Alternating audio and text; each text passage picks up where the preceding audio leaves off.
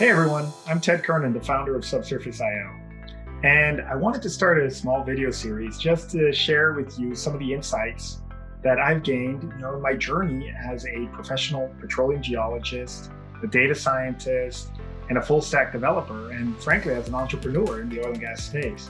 What I want to start with is, why did I found the company? I was a newly minted geologist with an undergrad degree back in 2009, and that was at ExxonMobil. I was thrust into the US onshore new opportunity identification team.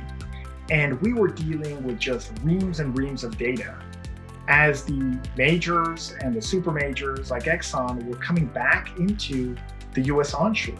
And something that was really interesting is that so many of these wells had been drilled in the 70s. And then there were wells from the 80s, from the 90s. There were brand new wells that had been drilled in the early 2000s with brand new technology, hydraulic fracturing.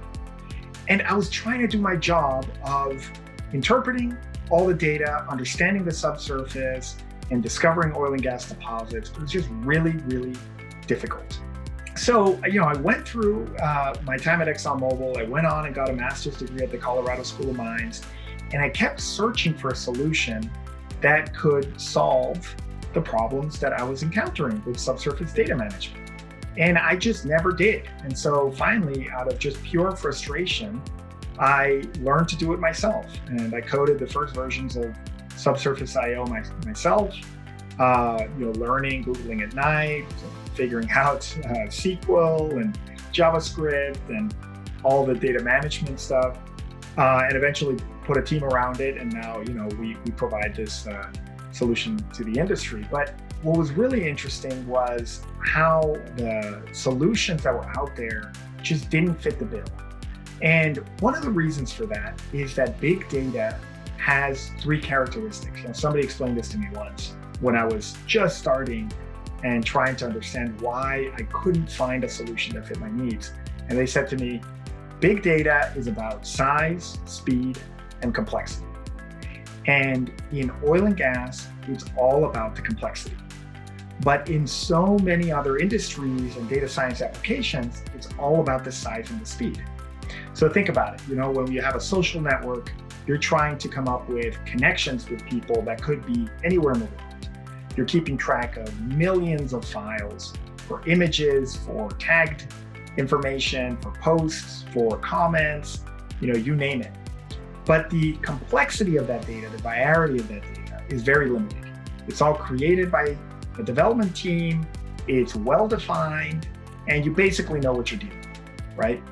But in subsurface science, and actually what I find so fascinating is I would say in science in general, the complexity of the data rules the big data problem because science is a non-unique solution.